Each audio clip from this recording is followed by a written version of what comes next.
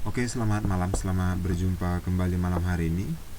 Sangat senang sekali bertemu dengan teman-teman. Ini adalah jam udah mulai ngantuk ya, udah jam 10 malam. Tapi teman-teman masih pada stay tune di sini, sekitar 13 orang kita pada malam hari ini. Dan ya kita akan mendengarkan kembali perkuliahan malam hari ini, yaitu di modul 5 yang tidak kalah menariknya, yaitu penciptaan jasa baru atau desain. Jadi di sini katakan kita berbicara menciptakan suatu jasa yang baru gitu ya. Seperti yang udah pernah kita bicarakan sebelumnya. Kalau misalnya itu salon, misalnya dulu tempat hanya make up, mungkin itu hanya untuk apa ya? Suatu misalnya pernikahan atau acara-acara penting baru make up ya. Kalau sekarang udah beda ya.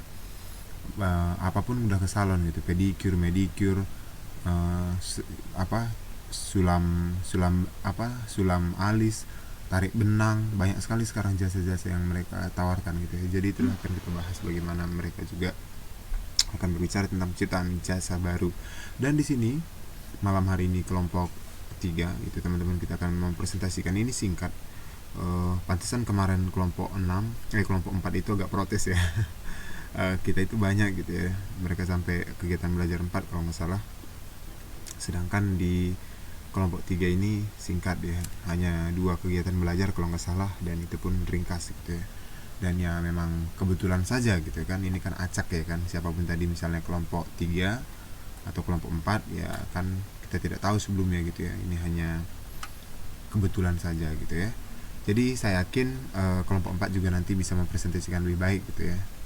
3 ya, oke sip. Oke, kita akan mulai perkuliahan malam hari ini. Saya persilahkan kepada kelompok 3. Kalau misalnya nanti next slide, bilangkan next slide. Hai, good evening.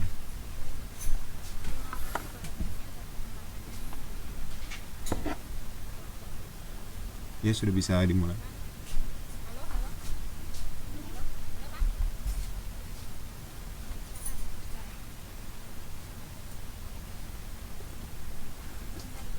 Oh, tidak dengar.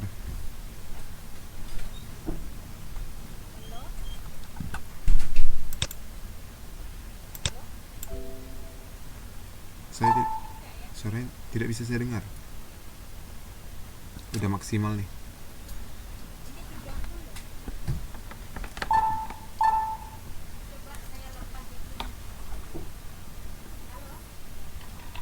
Nggak bisa saya dengar.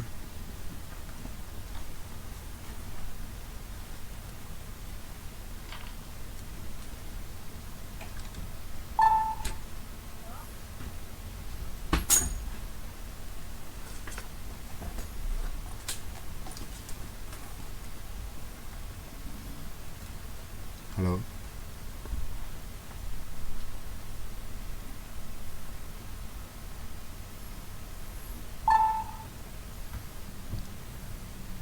Nggak dengar, kecil banget, kecil banget.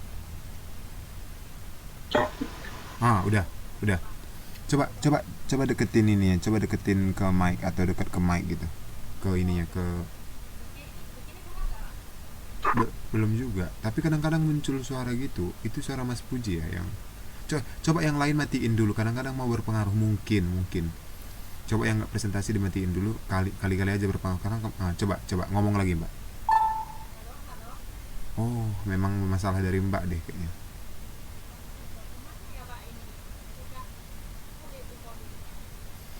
Hmm, atau Mbak keluar dulu kali ya, atau masuk lagi. Yang lain dulu kali, yang bantu presentasi ini, atau gimana?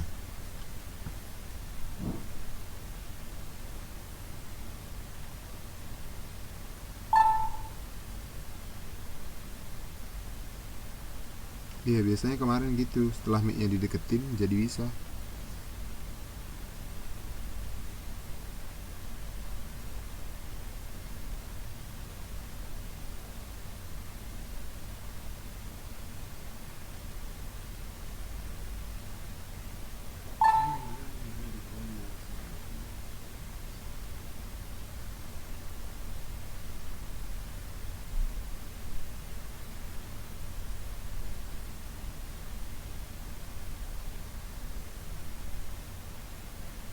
Oh iya kak, tapi nggak, sayang banget.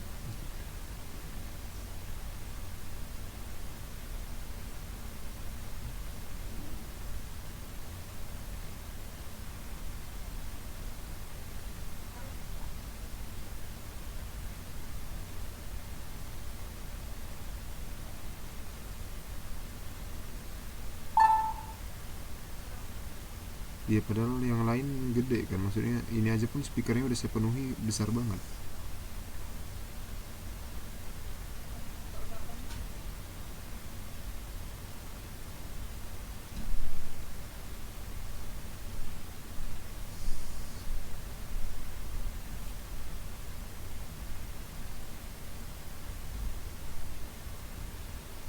Masih kecil, masih kecil.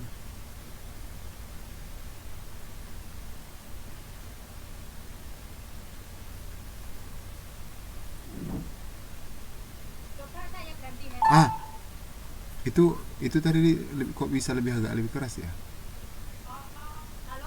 Ah, ah. Makin kedengeran sih.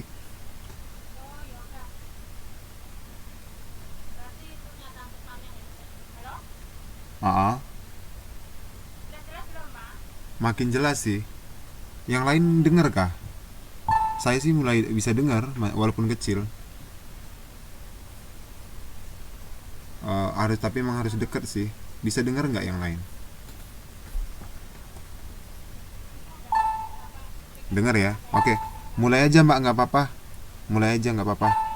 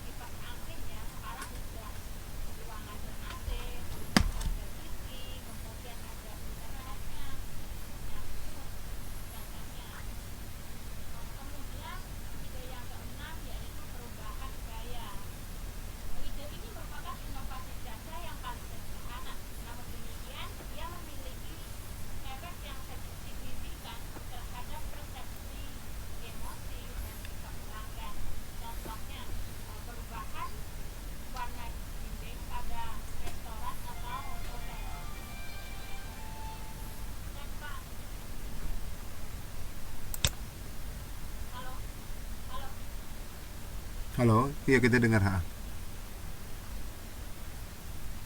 Selanjutnya adalah tahap-tahap pengembangan jasa baru atau step in new service development. Nah, pada dasarnya pengembangan jasa baru itu terdiri dari dua tahap, yaitu front end planning yang merupakan bagaimana menentukan konsep jasa yang akan dikembangkan ya. Kemudian tahap yang kedua yaitu implementasi, dan implementation ini merupakan tahap mengimplementasikan atau mengeksekusi konsep-konsep jasa yang disusun pada tahap front end planning. Adapun dari kedua tahap tersebut dibagi menjadi beberapa subtahap ya, di mana di tahap front end planning ini dibagi menjadi 5 tahapan, yaitu business strategy and development, business strategy development or review, atau strategi pengembangan bisnis. Nomor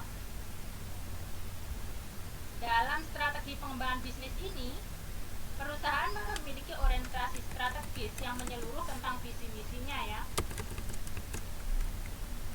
Ada seorang peneliti yang mencatat ada 4 orientasi strategis yang menyeluruh, yang diambil oleh perusahaan ya. Yang pertama yaitu prospektor harus inovatif. Ini mencari peluang-peluang baru dan siap mengambil resiko.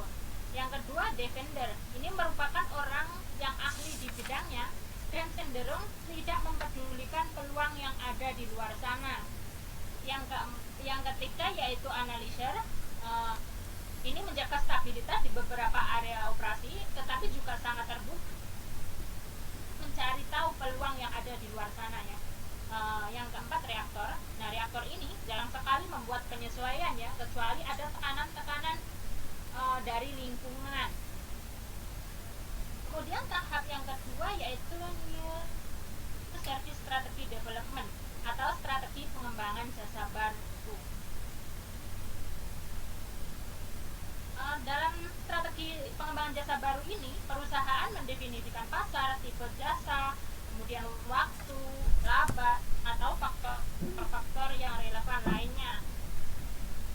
Nah, dalam memformulasikan strategi jasa baru ini, ada beberapa cara yang digunakan ya. Salah satunya yaitu dengan cara menggunakan kerangka kerja.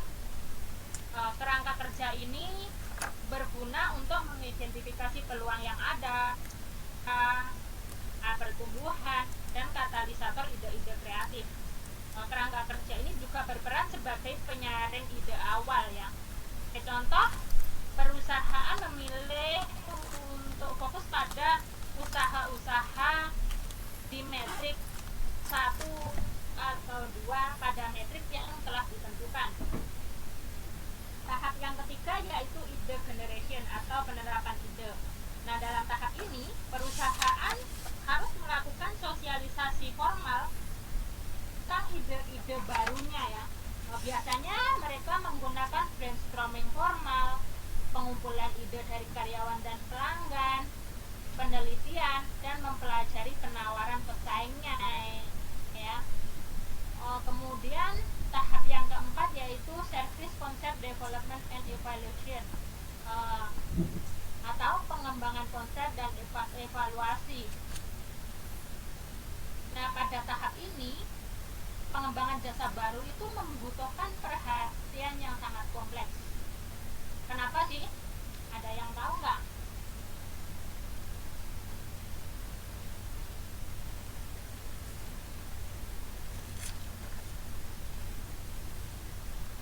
Oke.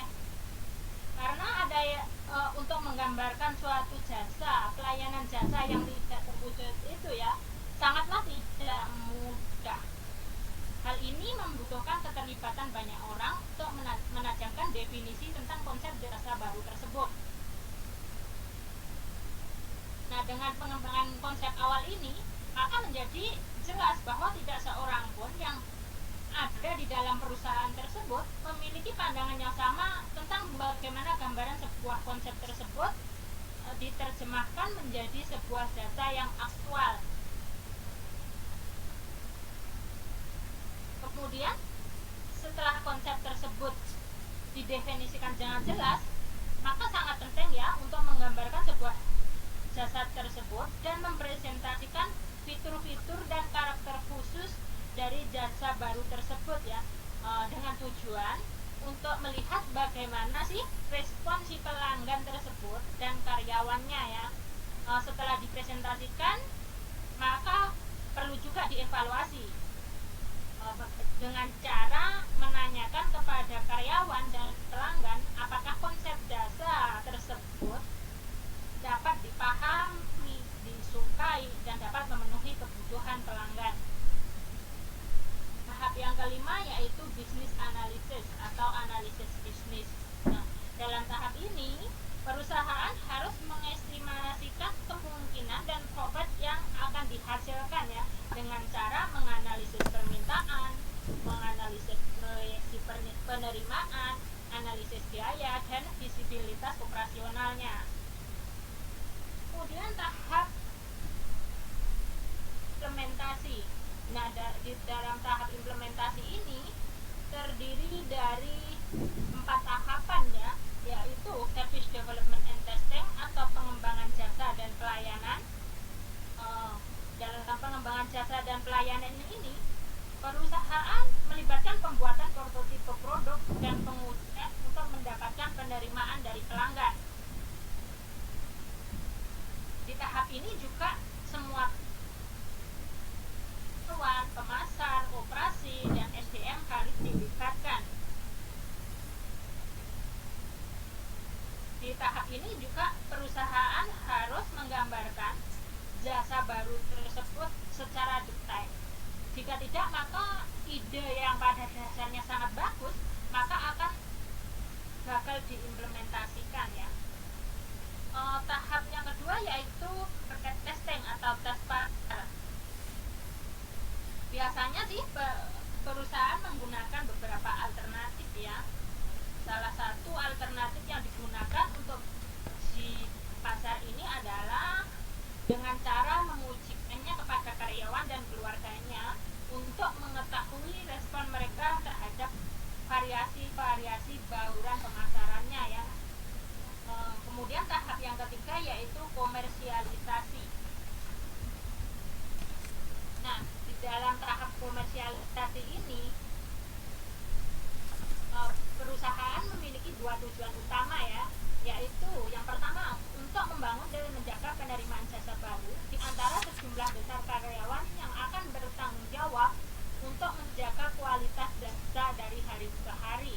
Kemudian tahap yang kedua yaitu tujuan yang kedua yaitu memonitor seluruh aspek jasa selama masa perkenalan melalui siklus jasa yang lengkap ya. Kemudian tahap yang terakhir yaitu post introduction evaluation atau evaluasi setelah pengenalan ya. Di dalam tahap ini perusahaan dapat mengkaji ya informasi yang diperoleh selama tahap komersialisasi untuk dibuat perubahan pada proses delivery, staffing, dan variabel marketingnya berdasarkan pada respon pelanggan terhadap jasa baru tersebut ya. Oke, terima kasih. Sekian dari presentasi dari saya ya. Untuk selanjutnya akan dilanjutkan oleh Puji Rahayu. Terima kasih. Iya, sama-sama Mbak. Mbaknya di Indonesia masih ya? Pak, saya di sini. Mbak Sumartin. Ya, saya di sini. Oke, Pak. Taiwan. Oh, di Taiwan kok apa ya? Kurang jelas gitu Iya. ini ya. Oke, next. Oke, terima kasih waktunya. Oke, saya kurangin dulu ya. Ini besar banget volumenya. Mantap, bagus. Oke, sip. Oke, Assalamualaikum warahmatullahi wabarakatuh. Selamat malam Waalaikumsalam. rekan-rekan semuanya. Suara saya sudah terdengar jelas? Udah jelas. Oke. Di sini saya akan mempresentasikan tentang kegiatan belajar 2 tentang penyajian jasa. Yang pertama adalah proses penyajian jasa. Proses penyajian jasa merupakan interaksi antara konsep pemasaran jasa dengan konsep operasi jasa. Proses penyajian untuk menjadi yaitu antara lain yang pertama, Pengaturan yang meliputi langkah apa dalam urutan bagaimana, di mana, kapan, dan seberapa cepat. Yang kedua adalah tentang delegasi. Haruskah perusahaan bertanggung jawab untuk semua langkah atau mendelegasikan kepada beberapa perantara? Delegasi itu sendiri adalah pemberian wewenang. Jadi, sebelum melakukan delegasi, seorang manajer harus tahu betul karakteristik pihak yang akan diberi delegasi, agar nantinya pendelegasian itu bisa memberi hasil yang sesuai dengan apa yang diharapkan oleh si pemberi delegasi. Yang ketiga adalah karakteristik kontak antara konsumen dan pemberi jasa. Konsumen datang ke pemberi jasa. Sebagai contoh, pada saat kita pergi ke salon ataupun ke bank, dalam hal ini, pemberi jasa dipusatkan di suatu tempat, sehingga konsumen yang membutuhkan jasa harus datang ke tempat tersebut. Pemberi jasa datang ke konsumen. Contohnya, ada tukang pijat panggilan ataupun ada mantri panggilan yang mana mereka akan datang ke konsumen apabila dibutuhkan atau melalui dipanggil terlebih dahulu ya, baru datang ke konsumen. Transaksi jarak jauh. Contohnya, transaksi melalui surat, telepon, dan internet. Surat itu misalnya bisa berupa wesel bayar atau wesel tagih atas suatu jasa. Contoh lainnya adalah jasa pengiriman. Saya di sini ambil paket, maksudnya saya di sini akan menjelaskan contohnya misalnya jasa paket. Terutama untuk mbaknya yang ada di Taiwan yang ada kegiatan all-shop itu ya, karena tidak semua supplier di Indo itu bisa melayani pengiriman ke luar negeri, sehingga Mbak Allshop itu harus melakukan transaksi lagi dengan pihak ekspedisi, yang mana pihak ekspedisi tersebut akan membantu barang sampai ke Thailand. Transaksi keduanya ini dilakukan melalui jarak jauh, misalnya melalui telepon ataupun melalui internet. Tapi menurut saya internet itu jauh lebih fungsian ya, lebih praktis. Yang keempat, karakteristik proses. Konsumen dilayani dalam kelompok kecil. Contohnya, ada jasa paket haji atau umroh. Perusahaan melayani sekelompok orang yang akan melakukan ibadah haji atau umroh tersebut. Contoh lainnya, kegiatan belajar mengajar guru di sekolah, di mana seorang guru akan memberi pelayanan jasa kepada sekelompok muridnya. Berikutnya, konsumen dilayani secara individu. Seperti contoh yang tadi saya sebutkan, yaitu ada ke salon ataupun ke bank itu ya. Jadi di sana kita akan dilayani orang per orang atau secara individual. Konsumen melayani dirinya sendiri. Contohnya, pada saat kita pergi ke ATM ya, atau anjungan tunai mandiri, di mana kita melakukan pelayanan sendiri dalam bertransaksi ataupun pengambilan uang, yaitu dengan perantara mesin ATM tersebut. Ada juga self-service di SPBU. Terus contoh lainnya yang di Taiwan tuh misalnya kalau kita mau naik MRT ya, naik kereta MRT itu, bagi yang tidak punya kartu MRT atau kartu yoyo, otomatis kita harus membeli koin sebagai tiketnya ya, pengganti tiketnya itu. Nah, kita membeli koin itu kan kita melakukan pelayanan terhadap diri kita sendiri. Yang kelima adalah protokol untuk mengalokasikan kapasitas yang terbatas. Prosedur reservasi ya. Contoh prosedur reservasi yaitu saat kita memutuskan untuk pergi ke dokter, biasanya kita bisa telepon dulu. Jadi menanyakan jadwal prakteknya ataupun menanyakan saya bisa masuk nomor berapa. Jadi kan kita bisa kira-kira harus datang jam berapa. Jadi di sana kita tidak perlu mengantri terlalu lama. Di sini saya kan menambahkan sedikit ya antara reservasi dengan booking.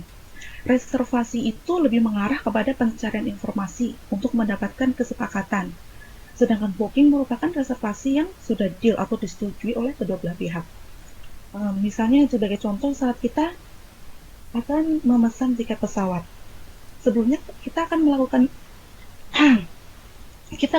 reservasi, menanyakan kepada customer service misalnya tentang jadwal penerbangan ke suatu tempat itu kapan, terus jamnya berapa, terus rutenya bagaimana, lewat mana saja, terus harganya berapa. Nah, kalau sudah ada kesepakatan antara penawaran jasa dan yang pembeli jasa tersebut, maka terjadilah booking, yang dimana dalam booking tersebut ada kewajiban untuk membayar. Ini adalah prosedur antrian. Contoh prosedur antrian yaitu pada saat kita pergi ke kantor pos ataupun ke bank. Di sana kita harus mengambil nomor antrian, yang mana kita tidak boleh melakukan reservasi dulu. Misalnya, kita telepon ya ke pihak pos ataupun ke pihak bank dan mengatakan bahwa saya akan datang pada hari ini jam sekian. Menurut saya itu nggak bisa seperti itu ya. Jadi kalau kita mau ke pos, itu harus datang ke tempatnya langsung dan mengambil nomor antrian di sana. Yang keenam, ada imagery dan atmosfer, skrip karyawan dan protokol. Protokol yaitu mengenai aturan yang diberlakukan oleh suatu perusahaan. Misalnya, perusahaan mengharuskan karyawannya untuk memakai seragam kerja tertentu ya.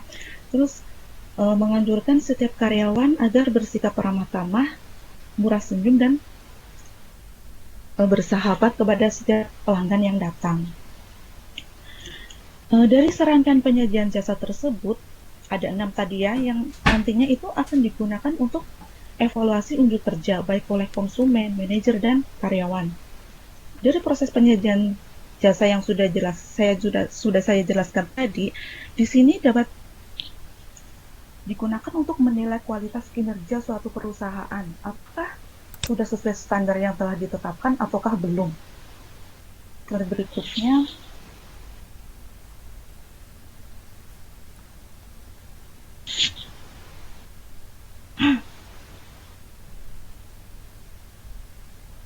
Berikutnya itu peran karyawan dalam penyajian jasa. Kepuasan karyawan adalah kepuasan konsumen. Kepuasan konsumen itu mempengaruhi penahanan karyawan, employee retention, produktivitas karyawan.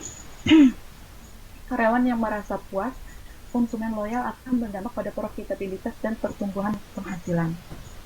Di sini saya akan menjelaskan bagian mengenai service profit chain, yang mana agar perusahaan dapat mencapai tujuannya, yaitu keuntungan, perusahaan tersebut harus terlebih dahulu mampu memberikan internal service quality atau pelayanan yang baik terhadap pekerjanya. Biasanya hal ini bisa dilakukan dengan memberi reward yang sesuai dengan kinerja karyawan, menciptakan lingkungan kerja yang kondusif, memberi fasilitas yang memadai atau mendukung kinerja karyawan. Terus ada pengakuan dan penghargaan terhadap prestasi kerja, mengadakan pelatihan dan pengembangan, promosi jabatan, serta memberikan tunjangan pensiun.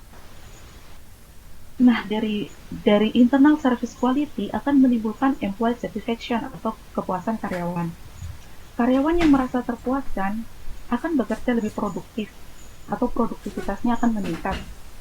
Dan karyawan akan bertahan di tempat kerja atau employee retention. Kinerja karyawan yang baik itu akan menghasilkan pelayanan yang baik sehingga pelanggan akan merasa terpuaskan atas kinerja karyawan tersebut. Kepuasan pelanggan sendiri itu akan mempengaruhi loyalitasnya atau customer loyalty yang akan berdampak pada profitability dan revenue growth atau pertumbuhan penghasilan. Dan kesemuanya itu akan mempengaruhi internal service quality. Jadi di sini ada kayak semacam rantai lingkaran ya yang saling berhubungan antara hal satu mengakibatkan yang lain dan akan kembali lagi kepada internal service quality perusahaan. Slide berikutnya.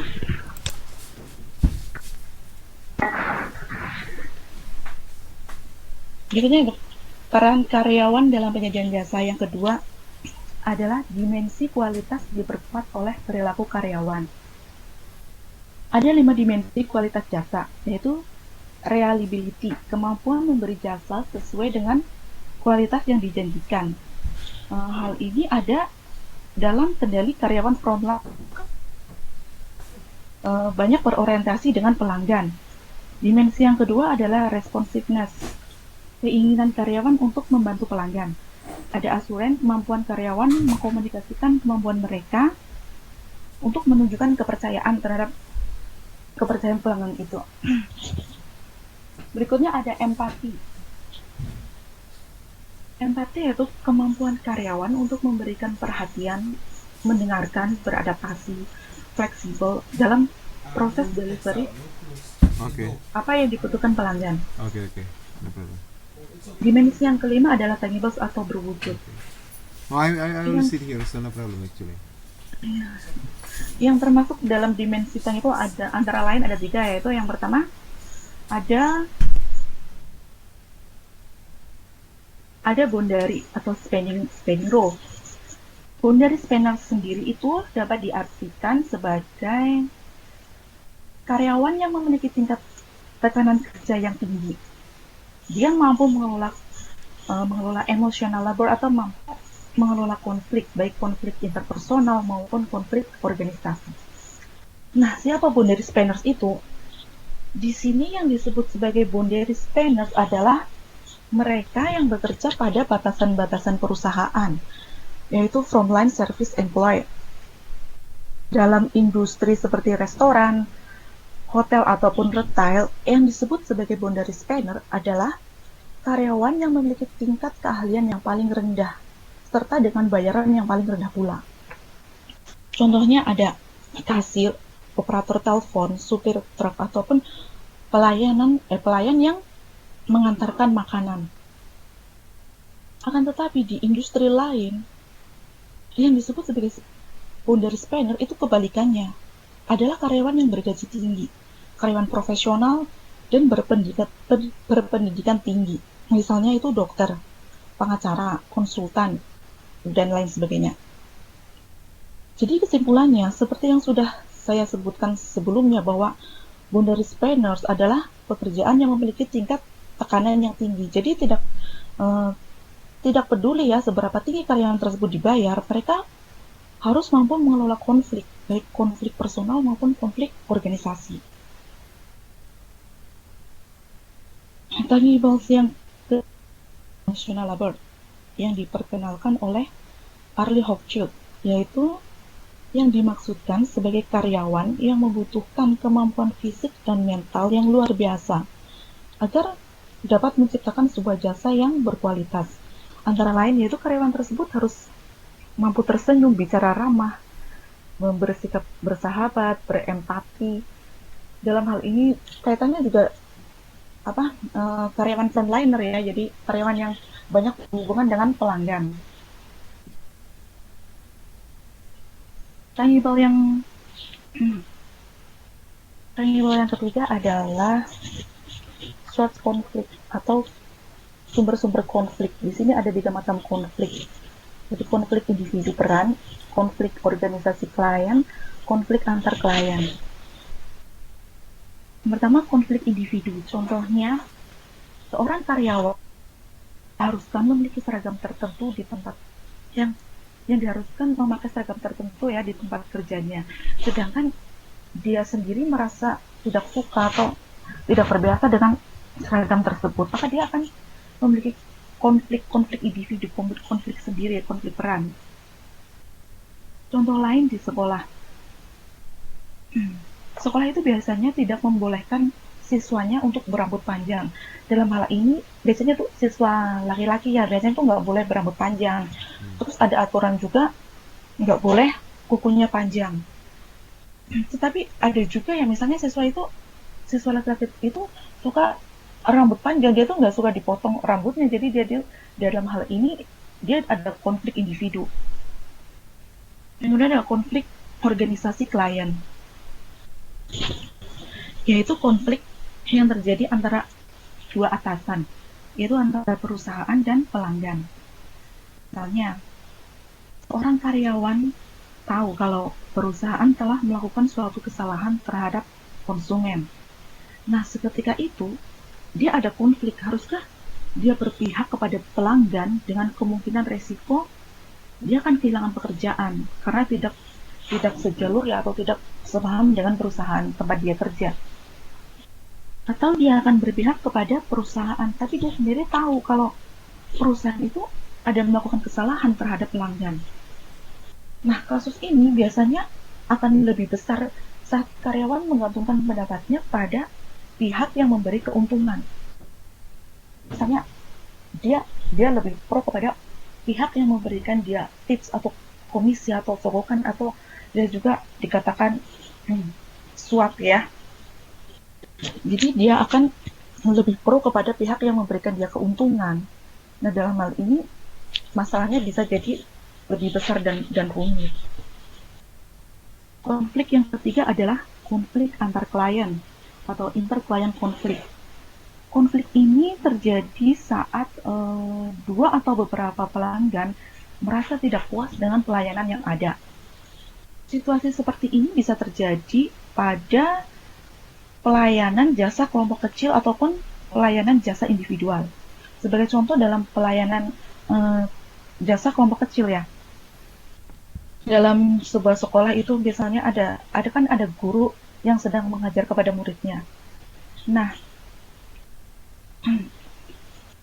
dari situ biasanya tuh ada beberapa siswa yang merasa tidak puas akan penjelasan gurunya saat kegiatan belajar mengajar itu berlangsung.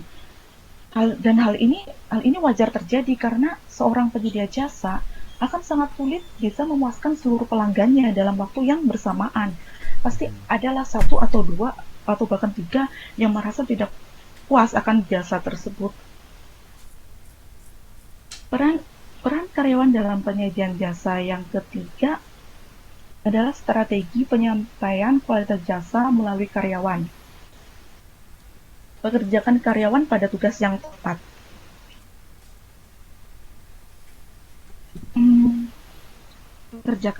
Misalnya ya, bagaimana caranya perusahaan itu mendapatkan karyawan yang tepat? Biasanya mereka melakukan suatu rekrutmen. Rekrutmen itu untuk menerima karyawan baru ya. Jadi perusahaan itu harus bisa mencari karyawan yang baik, yang punya kompetensi, yang profesional, serta kualitasnya bagus, reputasi kerjanya juga bagus. Dan tentunya apabila perusahaan menginginkan karyawan dengan reputasi yang bagus, kinerja yang bagus, perusahaan tersebut juga harus konsekuen memberikan reward yang sepadan, yang bagus juga ya. Yaitu misalnya karyawan itu kinerjanya tinggi, kinerjanya oke. Jadi perusahaan juga harus memberikan reward atau penghargaan yang tinggi pula terhadap karyawan tersebut. Yang kedua, kembangkan karyawan untuk menyampaikan jasa berkualitas. Biasanya perusahaan itu mengadakan pelatihan untuk meningkatkan keahlian karyawannya ya. Misalnya keahlian teknikal itu bisa dilakukan melalui on the job training serta pelatihan interaktif agar karyawan itu bisa lebih berempati, lebih peduli, sopan, serta ramah kepada pelanggan. Hal ini juga bisa dilakukan melalui pemberian wewenang atau delegasi ya, terutama kepada karyawan frontliner yang berinteraksi langsung dengan pelanggan. Bisa juga dengan membentuk tim kerja agar pekerjaan bisa dilakukan dengan lebih efektif dan efisien karena ada kerjasama dalam satu tim itu. Yang ketiga, memberikan sistem pendukung yang diperlukan karyawan. Misalnya dilakukan dengan menciptakan pengembangan budaya kualitas internal dengan audit pelanggan internal ya. Selain itu, perusahaan juga harus menyediakan peralatan yang memadai. Jadi bisa mendukung kinerja perusahaan tersebut, juga harus didukung dengan teknologi yang sekarang ini ya, jadi teknologi yang terbaru, jadi bisa pemanfaatannya bisa lebih maksimal. Peran karyawan dalam penyajian jasa yang keempat yaitu menahan karyawan yang bagus atau retain the best people. Biasanya perusahaan melibatkan karyawannya dalam proses perumusan visi. Karena karyawan merupakan pihak yang berinteraksi langsung dengan pelanggan sehingga ia lebih paham karakteristik pelanggan tersebut. Melibatkan karyawan dalam perumusan visi adalah hal yang penting agar visi perusahaan juga dirasa lebih menarik oleh pelanggan atau sesuai dengan harapan pelanggan, yang nantinya akan berpengaruh terhadap keputusan pembelian dari pelanggan dan nantinya juga akan berpengaruh terhadap keuntungan perusahaan. Demikian penjelasan dari saya. Untuk selanjutnya kan dibawakan oleh Saudara Charles Siti. Dipersilakan. Ayo. Terima kasih Mbak Puji Rahayu. Udah bisa kedengeran suara saya? Halo? Halo? Iya, dengar Mbak. Oh ya, terima kasih. Selamat malam semuanya. Saya akan melanjutkan presentasi yang kegiatan belajar 2. Peran pelanggan dalam penyajian jasa. Ada 3 peran pelanggan yang dapat mereka lakukan, yaitu yang pertama, pelanggan sebagai sumber daya yang produktif.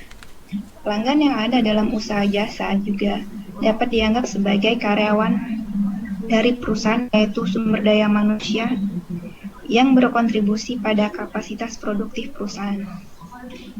Jika pelanggan menyisihkan waktu, usaha, atau sumber daya lain di dalam proses belajar, mereka harus diperhatikan sebagai bagian dari perusahaan.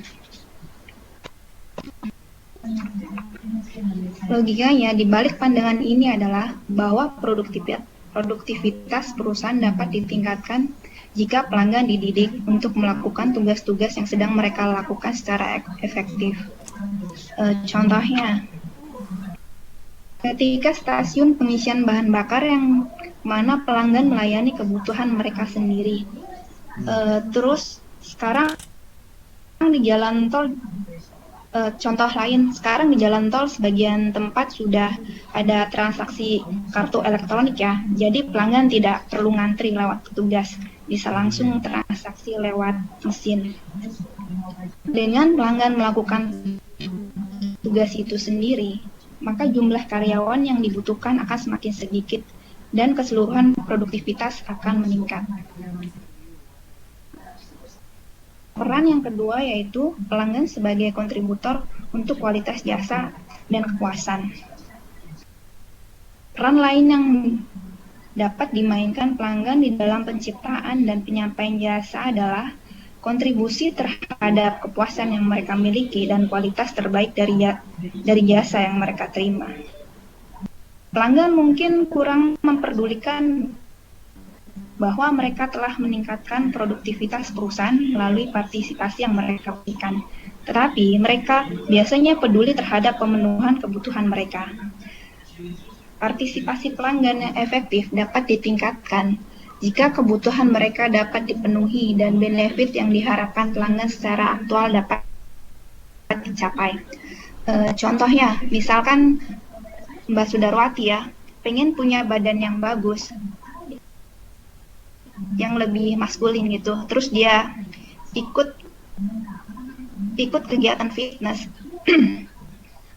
Terus dia harus rutin minimal 3 kali dalam seminggu latihan, dan makanan dan asupan gizinya juga harus diatur untuk mendapatkan hasil yang diharapkan.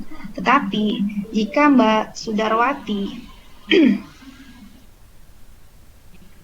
tidak disiplin mengikuti latihan dan makanannya juga sembarangan, maka tidak mungkin Mbak Sudarwati mendapatkan hasil yang diharapkan. Karena outcome dari jasa tersebut sangat tergantung pada partisipasi pelanggan. Peran yang ketiga yaitu pelanggan sebagai pesaing.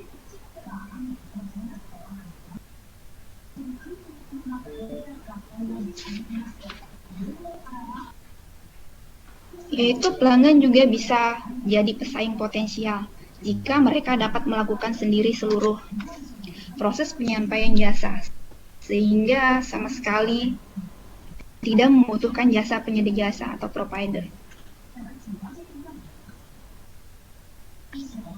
Pelanggan yang tidak membutuhkan penyedia jasa juga memenuhi jasa untuk memenuhi kebutuhannya atau internal exchange. Seperti itu mampu menjadi pesaing bagi perusahaan yang menyuplai jasa tersebut.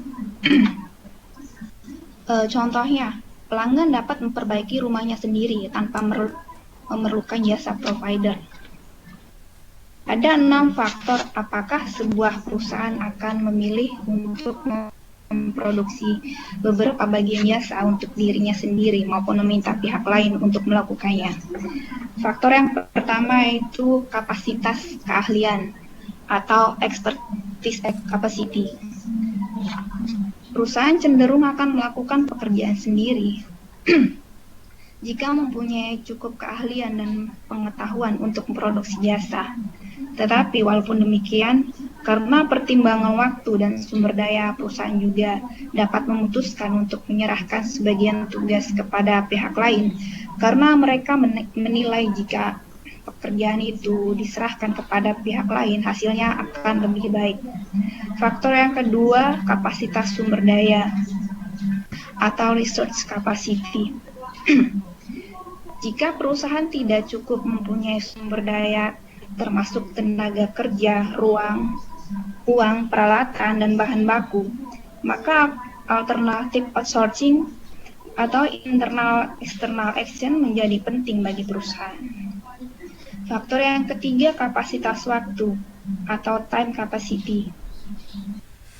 Waktu merupakan faktor yang penting untuk memilih internal atau external action.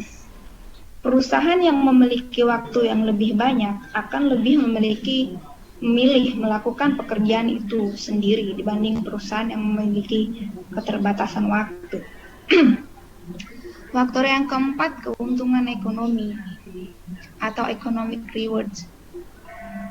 Keadaan ekonomi akan mempengaruhi keputusan antara pilihan internal maupun external action.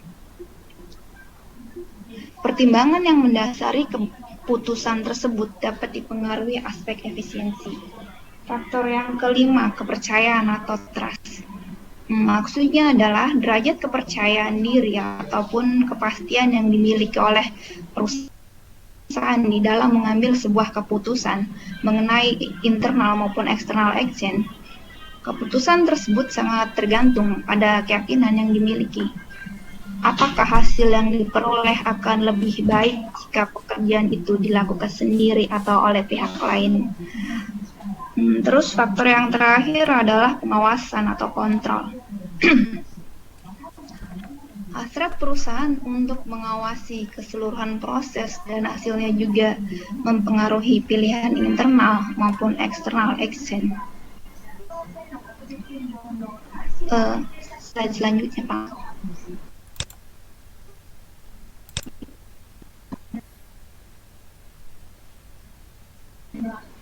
Peran selanjutnya yaitu peran perantara dalam penyajian jasa.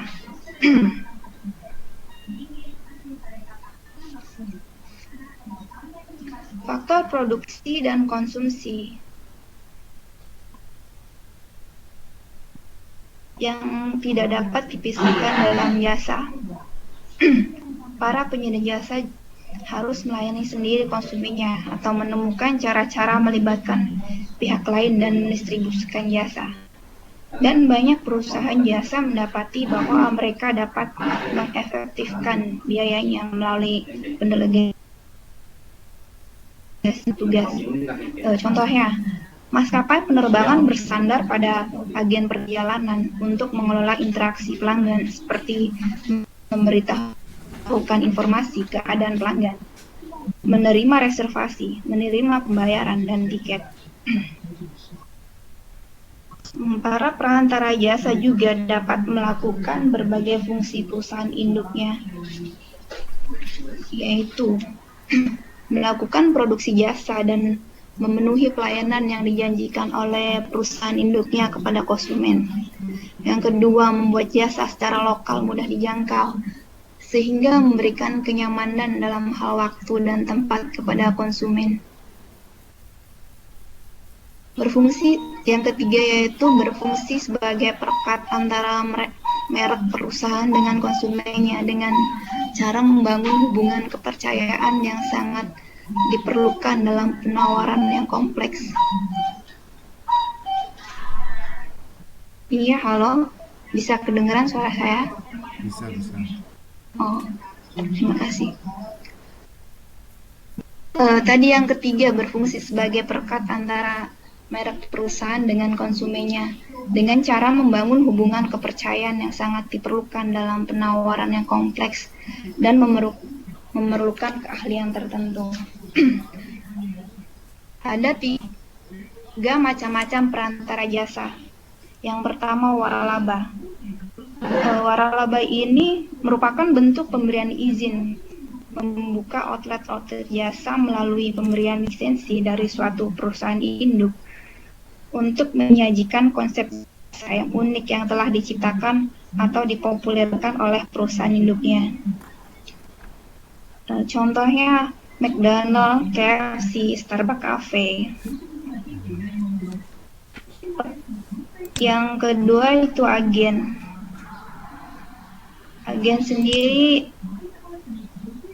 Agen adalah perantara yang bertindak atas nama perusahaan induk dan mempunyai kewenangan untuk membuat perjanjian antara konsumen dengan perusahaan induk tersebut. Ada dua jenis agen, yaitu yang pertama agen penjualan, mempunyai otoritas kontraktual untuk jasa perusahaan induk. Penunjukan agen penjualan karena pengetahuan agen tentang pasar yang lebih baik yang dimiliki perusahaan induk mampu mempengaruhi harga serta persyaratan penjualan. Yang kedua yaitu agen pembelian. Biasanya disewa oleh perusahaan induk untuk memfasilitasi proses pemasaran dalam bentuk dukungan finansial, keahlian, pengambilan risiko, dan transportasi. Perantara jasa yang ketiga yaitu saluran elektronik. Saluran elektronik adalah saluran distribusi yang tidak melibatkan interaksi manusia secara langsung karena menggunakan media. Contohnya internet. Internet ini dijadikan sebagai sarana tukar-menukar informasi tentang harga dan pelayanannya. Terima kasih. Mungkin cukup sekian presentasi dari saya. Presentasi selanjutnya akan dilanjutkan oleh Kartini. Baik, terima kasih. Suara saya kedengaran nggak, Pak? Jelas banget, Mbak. Oh, oke. Baiklah, kita masuk ke kegiatan belajar 3, yaitu tentang physical evidence atau bukti fisik jasa. Dalam pembahasan pengembangan jasa baru itu ada beberapa hal yang harus mengenai aspek fisik yang harus diperkuat. Disebutkan bahwa jasa itu bersifat intangible atau tidak berwujud, dalam arti untuk jasa itu. Kita tahu ya, dalam konsep marketing mix atau konsep bauran pemasaran itu ada sebuah konsep terkenal, yaitu konsep 4P dan pengembangan konsep 3P. Konsep 4P itu digunakan untuk produk, sedangkan karena untuk pemasaran jasa konsep 4P saja tidak cukup, maka ada yang disebut sebagai pengembangan konsep 3P untuk pemasaran jasa, yaitu people, process, dan physical evidence. Nah, di sini kita kebetulan akan membahas tentang apa itu physical evidence atau bukti fisik jasa. Kembali ke karakteristik jasa yang intangible ya, jasa itu sulit sekali untuk dinilai secara aktual, karena memang jasa itu hanya bisa dirasakan. Lalu pertanyaannya, dari mana kita bisa mengetahui kualitas jasa tersebut? Nah, seperti ini. Dari sisi produsen atau perusahaan yang bergerak di bidang jasa, tentu saja kita harus dapat menunjukkan bukti-bukti fisik untuk dapat berkomunikasi dengan konsumen tentang bagaimana perusahaan memainkan perannya dalam menciptakan service experience atau pengalaman service, dalam memuaskan konsumen dan juga meningkatkan persepsi konsumen terhadap kualitas jasa yang disajikan perusahaan jasa bersangkutan. Sedangkan kalau dari kita ya, sisi konsumen, tentu saja bukti-bukti fisik itu sangat dibutuhkan. Itu untuk penilaian kualitas jasa dan juga untuk menentukan langkah kita selanjutnya. Jadi seperti ini, kalau ibaratnya kita datang ke sebuah perusahaan jasa, kita akan menentukan tentang perusahaan jasa itu kualitasnya bagus atau buruk ya. Kalau misalnya perusahaan jasa itu bagus, secara otomatis kita bakalan mau untuk datang lagi, betul atau tidak. Tapi sebaliknya, kalau misalnya perusahaan jasa itu jelek, secara otomatis kita juga akan berpikir 2 kali untuk datang ke sana. Jadi itu adalah langkah selanjutnya, semacam itu. Lalu di sini Mary Jo Bertner tahun 1993 itu mengelompokkan bukti jasa menjadi menggolongkan bukti jasa itu menjadi 3 golongan, yaitu people, process, dan juga physical evidence. Nah, ini tadi ya, senada dengan konsep 3P dalam marketing mix. Silakan perhatikan gambar 5.5 di halaman 5.34 ya.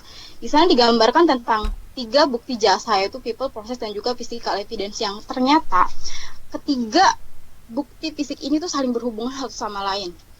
Dalam arti, ketika satu aspek saja tidak ada, maka sulit sekali untuk dapat menentukan seperti apa jasa atau perusahaan jasa yang akan kita nilai kualitasnya. Karena people, proses sama physical evidence itu adalah 3 hal penting ya di dalam bukti fisik, dimana kita ketika melakukan penilaian, ketiga-tiganya itu harus dinilai secara objektif. Baik, kita akan masuk ke ruang lingkup yang pertama, yaitu tentang people atau orang. People atau orang yaitu semua pihak yang terlibat dalam penyajian jasa, termasuk di dalamnya bagaimana karyawan berpakaian, berperilaku, penampilannya. Karena kita kembali lagi ke karakter jasa yang intangible atau tidak berwujud. Sulit sekali untuk bisa menilai jasa itu. Maka sebagai konsumen ya cenderung menilai jasa itu dari tanda-tanda tangible atau tanda-tanda berwujudnya yang dapat dilihat ya. Nah, sekarang saya tanya, di sini kan di sini kan orang atau people itu disimpan di nomor 1 ya. Ada yang tahu alasannya kenapa? Baik, saya jelaskan seperti ini. Sebelumnya itu di dalam marketing mix produk itu disimpan di nomor 1. Kenapa? Karena gini, ibarat kita beli sampo. Setelah beli sampo, apakah pernah kita berpikir siapa sih karyawan yang bikin sampo? Pernah nggak teman-teman pikir kayak gitu? Nggak pernah dong ya. Atau misalnya mikir, udah beli sampo, di mana ya pabriknya sampo itu? Pernah nggak berpikir seperti itu? Secara otomatis juga nggak pernah ya kan? Pasti akan yang dipikirkan pertama kali itu tentang produknya itu tentang kualitasnya. Misalnya sampo itu cocok nggak untuk kita atau nggak, wanginya seperti apa gitu. Jadi tentu saja yang jadi perhatian pertama kita itu tentang produknya. Itu untuk produk. Nah, kalau untuk jasa, ada yang tahu jasa itu seperti apa? Bagaimana cara melihat jasa itu pertama kali? Nah, di sini kenapa orang disimpan di pertama, di awal? Itu karena memang orang itu sebagai seorang penyaji jasa itu adalah salah satu faktor penting di dalam pemasaran jasa. Karena apa? Karena dia yang akan menentukan proses. Kalau physical evidence itu emang beda ya, karena physical evidence itu lebih ke service phase-nya, itu lebih ke lingkungan fisiknya. Tapi ini antara tentang kenapa people disimpan di awal sama proses itu yang kedua. Karena memang penyaji jasa itu adalah salah satu yang sangat menentukan prosesnya. Jadi balik gini, kalau misalnya kita datang ke sebuah perusahaan jasa, terus kita kan pertama kali pasti akan melihatnya dari bukti fisiknya atau physical evidence ya, tentang desainnya seperti apa gitu kan, lingkungan fisiknya seperti apa, tempatnya itu seperti apa. Lalu yang kedua, kita tuh pasti kan bertemu dengan karyawannya.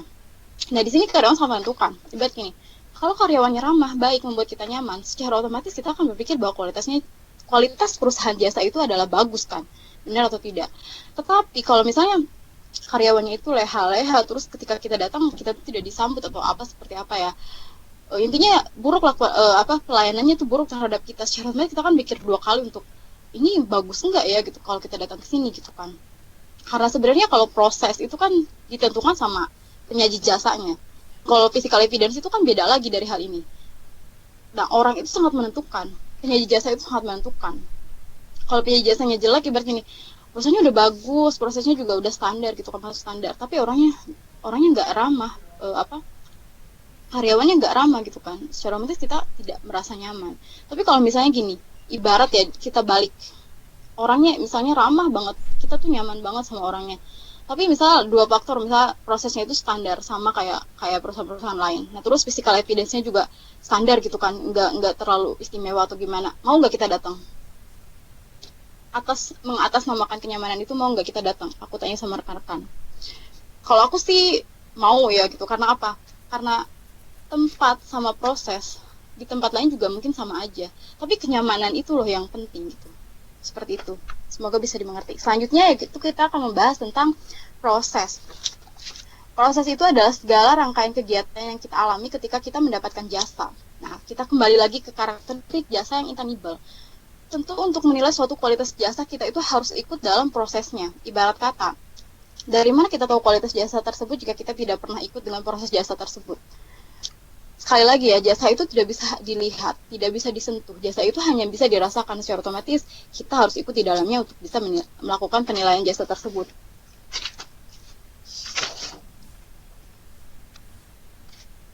Dan yang paling pasti, untuk dalam proses itu, sebuah perusahaan dalam menjalankan perusahaan jasa itu harus sesuai dengan visi perusahaan. Jangan sampai ada visi perusahaan dan kenyataannya itu berbeda.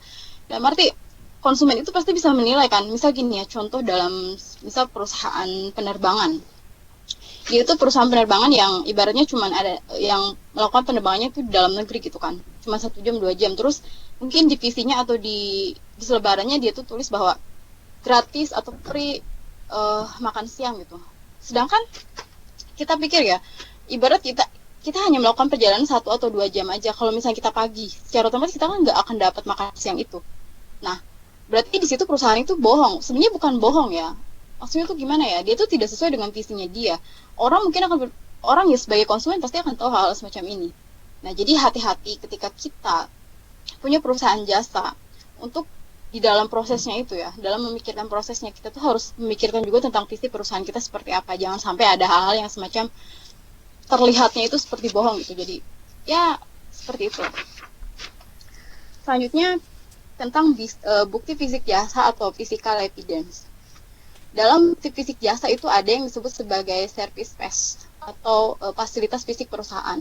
Artinya bukti fisik mencakup semua aspek fasilitas fisik perusahaan yang mempresentasikan jasa tersebut. Nah, di dalam service space 2 elemen penting ya. Yang pertama itu atribut eksterior, rambu-rambu, tempat parkir dan sebagainya. Nah, yang kedua yaitu atribut itu desain ya, layout yang seperti itu. Teman-teman pergi ke McDonald kan, pernah lihat ada ibaratnya ada sebuah apa ya namanya, intinya itu ada tulisan misalnya order here atau take order here. Nah, sebenarnya hal-hal seperti itu tuh disebut sebagai, itu termasuk ke bukti fisik jasa ya atau physical evidence ya, karena itu akan memudahkan kita gitu. Ketika kita masuk sana, oh kita berarti kan tahu langsung, berarti berarti kita harus ordernya di sini. Terus kalau ordernya di sebelah sini, nggak akan bingung untuk mengikuti prosesnya gitu kan. Ada physical evidence atau bukti fisik jasa yang memudahkan. Kalau kayak misalnya contoh ya, ada tulisan gitu kan di jalan itu parkir 30 meter. Nah, itu sebenarnya tulisan parkir itu rambu-rambu semacam itu tuh adalah sebuah bukti fisik jasa atau physical evidence yang memang harus disediakan oleh perusahaan jasa. Nah, selanjutnya kita akan membahas tentang peran strategi service space. Peran utama dari service space sendiri itu adalah menciptakan positioning. Nah, di sini ada 4 fungsi, yaitu masih slide yang tadi Pak. Ada 4 fungsi ya. Yang pertama yaitu pembungkusan. Service space dikatakan sebagai pembungkus, artinya itu berperan menyampaikan citra kepada pelanggan mengenai kualitas jasa yang ada. Biasanya kalau peran pembungkusan ini tuh diperlihatkan oleh penampilan karyawan, ya seragamnya, pakaiannya, atau hal lainnya yang bersifat tangible atau berwujud. Itu perusahaan besar kan seberapa ataupun waktu yang dikeluarkan hanya untuk desain service space seperti ini. Jadi untuk seragamnya itu mereka akan mengeluarkan uang sebanyak mungkin, penting seragamnya bagus gitu kan. Itu semacam itu. Yang kedua yaitu si fasilitator. Service space disebut sebagai fasilitator, yaitu membantu kerja, memberi kemudahan, meningkatkan efisiensi aktivitas, dan juga membuat lingkungan jasa menjadi menyenangkan. Nah, sebagai contoh, industri hotel ya, hotel-hotel saat ini itu mulai mengembangkan prototip kamar hotelnya yang baru, di mana mereka fokus terhadap penciptaan kamar yang berguna bagi tamu untuk menghabiskan waktunya lebih lama di kamar hotel. Contoh ya, misalnya desain warnanya, atau ada pemasangan wifi di dalam kamar gratis gitu kan, atau TV-nya yang besar, karena kita tahu ya hotel itu sebenarnya fungsinya itu hanya udah gitu kan, dia bukan rumah kita nggak akan tinggal di hotel lama-lama. Hotel istirahat misalnya dengan perusahaan itu beratnya yang lebih ke sama dengan rumah kita gitu, pelayanan juga sama dengan rumah kita, secara otomatis kita akan merasa nyaman seperti di rumah kita sendiri. Itu fungsi dari fasilitator.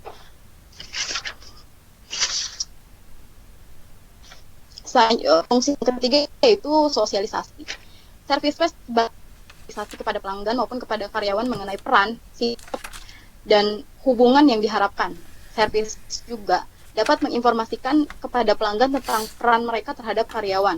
Di sini maksudnya itu ada ya, contoh perusahaan Starbucks, atau enggak contoh kecil aja lah, 7-Eleven itu dulu itu kan itu sebelum ada mereka membuka City Club. Eleven itu hanya sebagai bentuknya minimart. Jadi mereka itu hanya jualan, misalnya jualan gitu, orang datang beli ya langsung pulang, orang datang beli langsung pulang. Nah, tapi sekarang mereka setelah buka City Club segala macam ya, mereka tuh menyediakan kayak misalnya menyediakan pentang, terus kopi juga di situ. Jadi orang itu datang ke situ sebenarnya niatnya cuma buat beli kopi, tapi mereka tuh nggak datang ke situ beli kopi langsung pulang gitu, tapi mereka datang produkan tujuan tertentu gitu, cuman ya untuk hal-hal semacam itu, kongko gitu, maksudnya ngobrol sama teman gitu ya, sosialisasi semacam itu. Selanjutnya itu fungsi keempat sebagai atau pembeda. Service space berperan sebagai diferensiasi, yaitu desain perusahaan menjadi pembeda dengan perusahaan lain atau pesaingnya. Perubahan dalam service space juga dilakukan untuk positioning sebuah perusahaan atau dapat kayak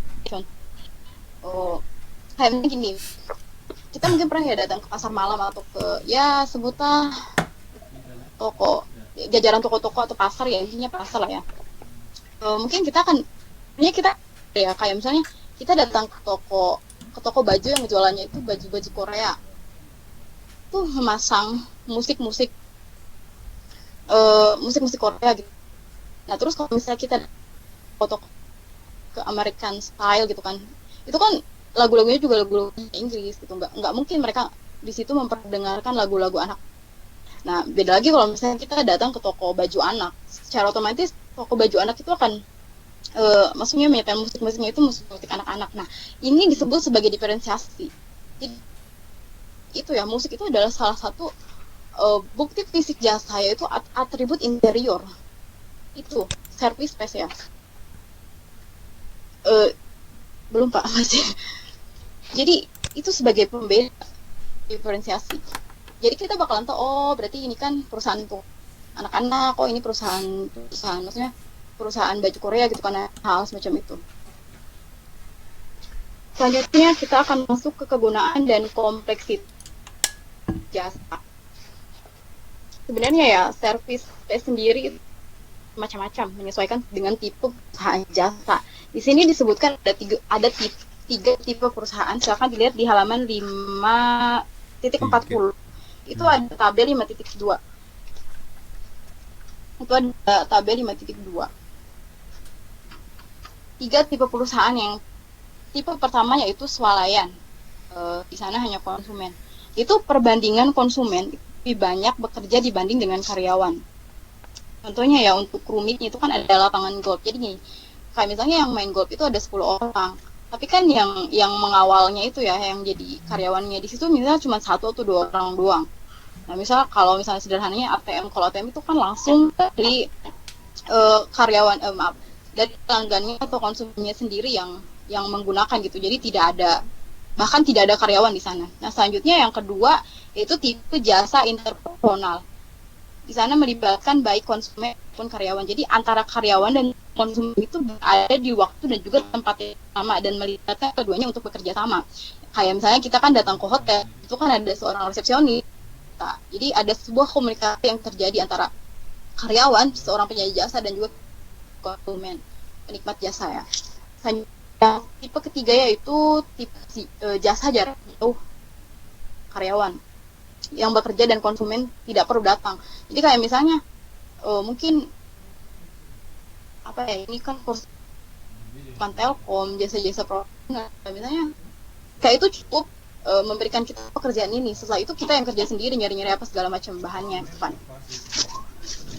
Selanjutnya kita masuk karakteristik jasa. Nah, kita kembali lagi ke karakteristik jasa yang intangible. Untuk mengatasi karakteristik jasa yang intangible atau tidak berwujud itu, perusahaan itu butuh sebuah strategi tentu ya. Di sini ada 5 strategi bukti fisik yang dapat jasa. Yang pertama yaitu memahami dampak strategi bukti jasa.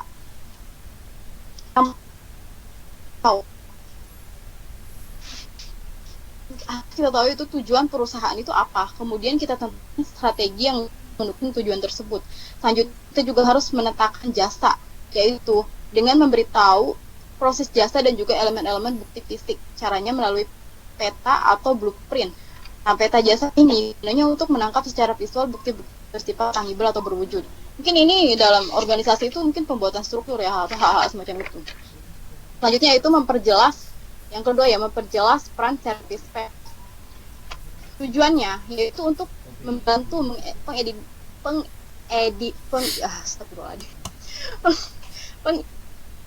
berbagai putuskan dalam konsultasi. Nah, yang ketiga itu menilai dan mengidentifikasi bukti fisik. Di sini perusahaan perlu melakukan sebuah evaluasi untuk mengetahui tentang optimalisasi peta jasa.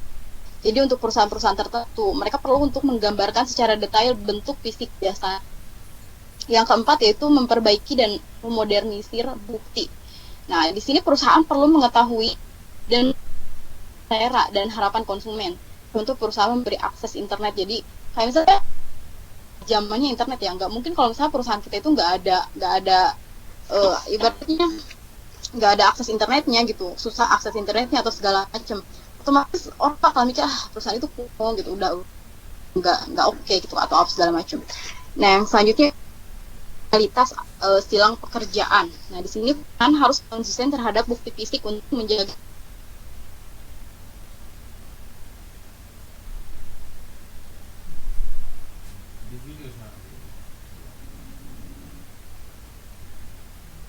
Halo.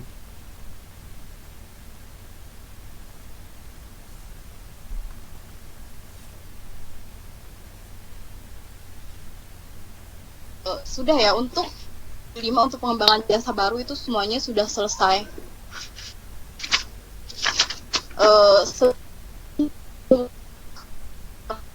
Sebelumnya saya mewakili kelompok 3 itu mohon maaf yang sebesar-besarnya bila ada kesalahan atau kekurangan dalam penyampaian materi yang di modul 5 ini. Untuk selanjutnya silakan jika ada pertanyaan silakan ya diajukan. Untuk waktu juga saya kembalikan kepada Bapak Robert. Oke, terima kasih. Saya suka presentasinya. Saya pikir tadi ini bakal sangat singkat karena ini, tapi dibuat detail banget ya. Saya suka presentasinya. Saya kasih nilai 97 untuk kelompok 3. Semoga nanti kelompok terakhir untuk kelompok 4 setidaknya bisa mendekati ya. Tapi bentar, ini sepertinya ada masalah dengan server kita ini. Nggak tahu kenapa. Masih bisa dengar suara saya kan? Bisa ya. Terima kasih. Saya sebenarnya agak kurang sehat karena tadi kecapean, mungkin karena tadi ketemu lagi dengan teman yang bakal pulang malam besok pagi ke Indonesia. Jadi ya karena pertemuan terakhir harus mau nggak mau ya kan, nggak enak juga nanti gitu ya. Masih dengar ya suara saya? Halo? Halo? Bisa dengar suara saya? Halo?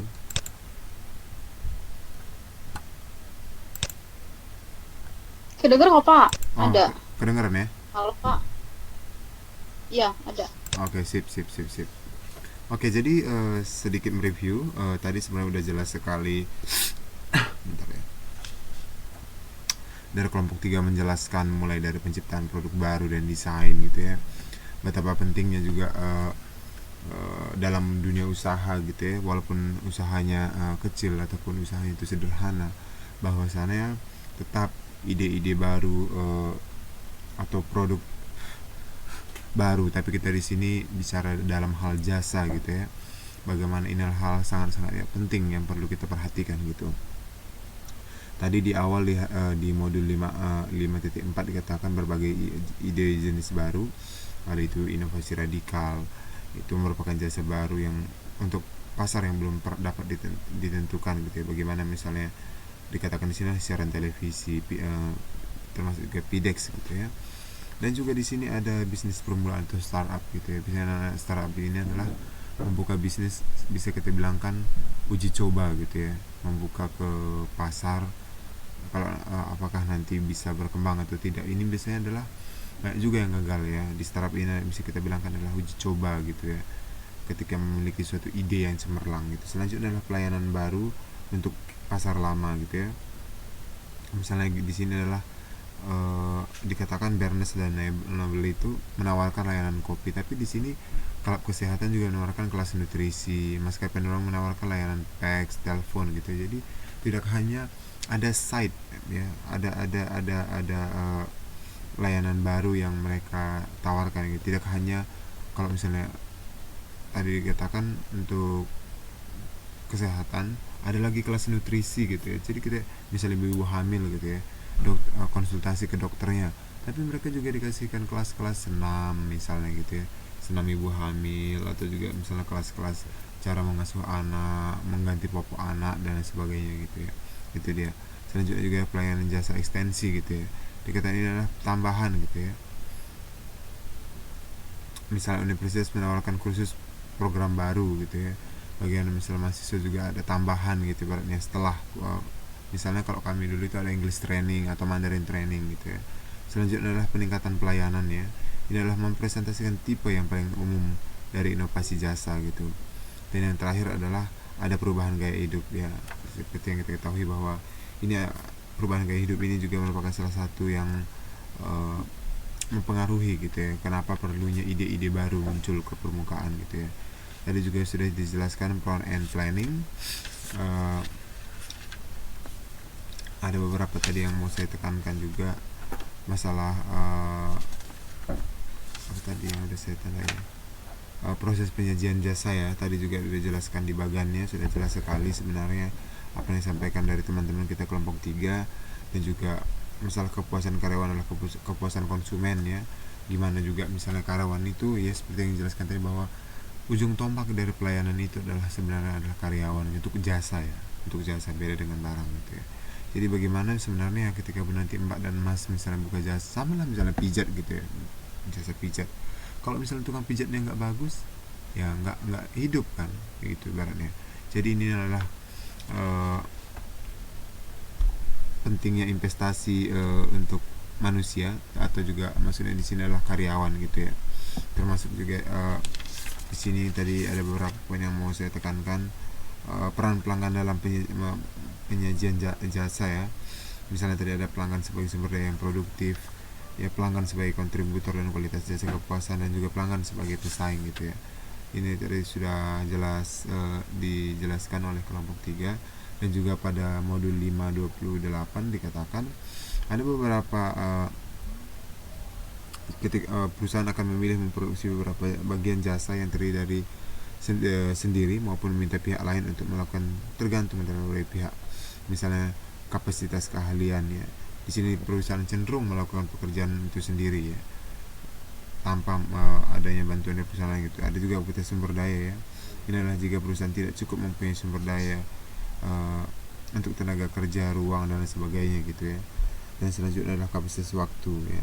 Dan ada juga keuntungan ekonomi, kepercayaan atau trust. Di sini maksudnya adalah derajat percaya atau kepastian yang dimiliki oleh perusahaan gitu ya. Selanjutnya adalah pengawasan ya.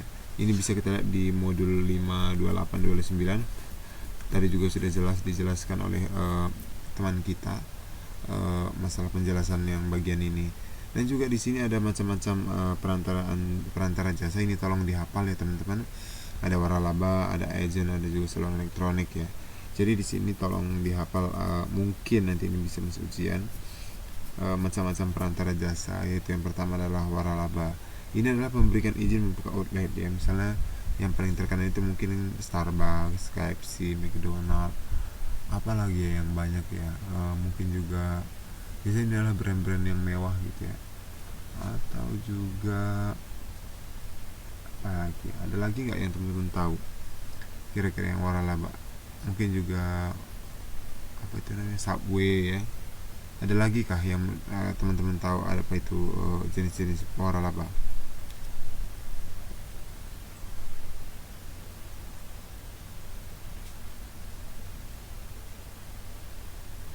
Ada lagi yang tahu?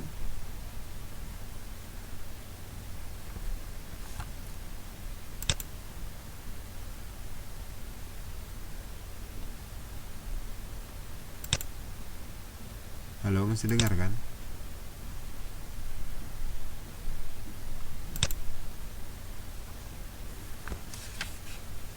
Dan yang terakhir itu adalah masalah ruang lingkup bukti fisik. Halo. Ada apa dengar, Pak? Dengar ya, saya pikir nggak dengar. Terakhirnya adalah bukti fisik. Ini Iya. juga tadi sudah jelas dikatakan bahwa pentingnya orang, proses, dan bukti fisik dalam untuk jasa ya, yang membedakan dia dengan produk ya, bahwa ini adalah 3 hal utama yang penting gitu ya.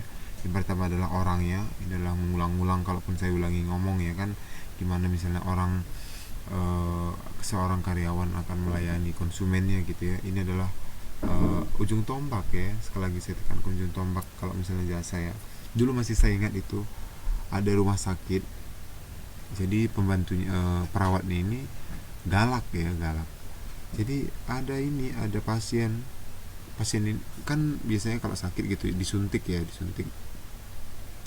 Mungkin yang sakit ini nggak bisa diem atau apa, mungkin takut gitu ya, dicubit gitu ya, dicubit, ada bekasnya warna biru gitulah ibaratnya, langsung dipecat karyawannya. Kenapa? Kalaupun tidak dipecat nanti malah bisa bermasalah rumah sakitnya ya kan, orang malas datang ke sana kalau tidak ramah gitu. Ini dipecat karyawannya, karyawan ini malah bisa ibaratnya mendapat efek negatif kan, dia itu dipecat dari kerjaan gitu. Itulah betapa pentingnya manusia dalam usaha servis itu ataupun jasa itu ya. Manusia adalah ataupun karyawan adalah sebagai ujung tombaknya gitu. Selanjutnya adalah masalah proses ya, bagaimana mereka juga melaksanakan kegiatan ataupun servis itu gitu ya. Kalau misalnya jasa, kayak saya bilang tadi juga gitu, ketika misalnya dia sakit, dia datang, terus gimana kita melayani mereka, apakah mereka suka atau tidak gitu ya. Kalaupun mereka tidak suka, mereka tidak akan datang untuk kedua kalinya, yang membuat kita rugi gitu ya. Itulah dia di sini. Jadi proses ini adalah salah satu yang hal terpenting juga dalam penjualan jasa ya. Dan selanjutnya adalah butik fisik ya. Ini juga sangat mendukung gitu, misalnya jasa salon gitu ya. Kalau misalnya reot-reot gitu ya, tempat usaha teman-teman, orang tidak akan terlalu tertarik ke situ gitu ya, kecuali misalnya mungkin ada koneksi gitu. Kalau misalnya hanya untuk banyak ya di Taipei, mungkin teman-teman juga tahu gitu ya, contohnya aja pangkas gitu ya. Saya waktu itu pangkas di luar itu jasanya itu 450.000 450 NTD. Saya pangkas di kampus bayarannya cuma 100, jadi bisa dibilang sekitar 400 4:1 perbandingannya gitu, 4 kali lipat gitu ya. Tapi ya itulah, karena tadi mereka apa bedanya gitu ya. Kalau misalnya di kampus itu ya yang mangkas juga nenek-nenek, mereka keramas rambut kita juga pakai biasa, pakai baskom, nunduk gitu ya. Kalau misalnya di salon kan tidak lagi yang kita tidur, dibersihin, disampoin, habis itu dikeringin. Nah itu dia bedanya gitu ya. Makanya ada harga, ada kualitas jasa gitu ya. Karena kadang-kadang mungkin orang berpikir nggak usah terlalu mahal gitu ya, dan lain sebagainya. Padahal bisa misalnya kayak saya bilangkan tadi gitu ya, mau pangkas gitu ya, saya mau yang murah atau yang mahal gitu ya. Kalau misalnya yang murah ya pergi ke pangkas kampus gitu. Kalau misalnya yang mau mahal ya di luar gitu. Tapi walaupun mahal, ada yang kita dapatkan gitu dari segi pelayanan, yang ngelayani juga yang muda-muda. Ini minumnya pak, mau minum apa, air putih, air susu atau misal apa gitu, naicha maksudnya gitu ya, milk tea gitu ya, apa ya, milk tea, teh susu gitu ya, itu yang ditawarin gitu. Kalau misalnya yang di sini yang nggak ada gitu ya, itulah yang membedakan juga gitu ya. Di samping secara fisik gitu ya, pelayanan misal anda mau minum nggak gitu, kita juga bisa nonton di sana gitu ya. Dan mereka juga lingkungannya juga bisa kita lihat, peralatannya bagus-bagus semua, baru gitu ya. Itu adalah salah satu. Kalau misalnya yang di kampus misalnya itu lebih cenderung kayak yang di kampung saya sana gitu ya, jadi alat-alatnya serba mirip gitu. Jadi maksudnya Itulah beberapa yang membedakan masalah bukti fisik ini, ataupun physical evidence ya. Gimana juga ini adalah faktor pentingnya. Ini tolong dihafal, mungkin nanti masuk ujian pada saat nanti ujian akhir ya. Dan juga tadi ada tipologi organisasi jasa ya, udah jelaskan juga tadi, bisa kita lihat pada tabel gitu ya, penggunaan service scape dalam delivery proses gitu ya. Ada kompleksitas service scape ya, bisa kita lihat ada yang rumit itu lapangan golf, berselancar gitu ya, ada hotel, ada restoran, klinik ya, contohnya di sini. Bisa kita lihat untuk jarak jauh juga hanya karyawan, misalnya ada Telkom, perusahaan jasa asuransi ya, bisa kita lihat gitu. Dan di sini juga yang terakhir dikatakan strategi bukti fisik jasa ya, ada memahami dampak strategi bukti fisik. Yang kedua juga tadi dijelaskan memperjelas peran service scape ya, dan juga menjalin dan mengidentifikasi bukti fisik ya, memperbaiki atau memodernisasi bukti, dan juga fungsional silang pekerjaan gitu ya. Ini beberapa poin penting, tapi yang saya mau garis bawahi tadi dari seluruhnya tadi, ini hanya sekedar menekankan, karena tadi kelompok 3 sudah sangat jelas sekali memaparkan PPT-nya, bahkan menurut saya detail banget gitu ya. Saya suka ada beberapa poin tadi, masalah macam-macam perantara jasa 530 tolong diingat, dan juga ruang lingkup bukti fisik ya, tolong diingat, dan berbagai ide jasa baru ya, tolong diingat gitu ya, untuk dari bab ini gitu. Ada lagi pertanyaan teman-teman? Adakah yang ingin bertanya?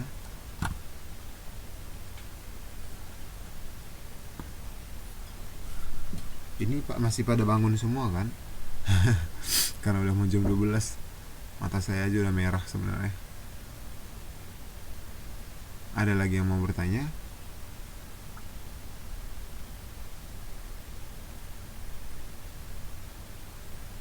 Halo?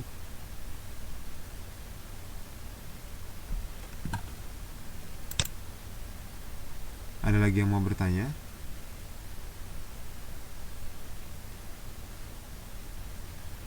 Halo?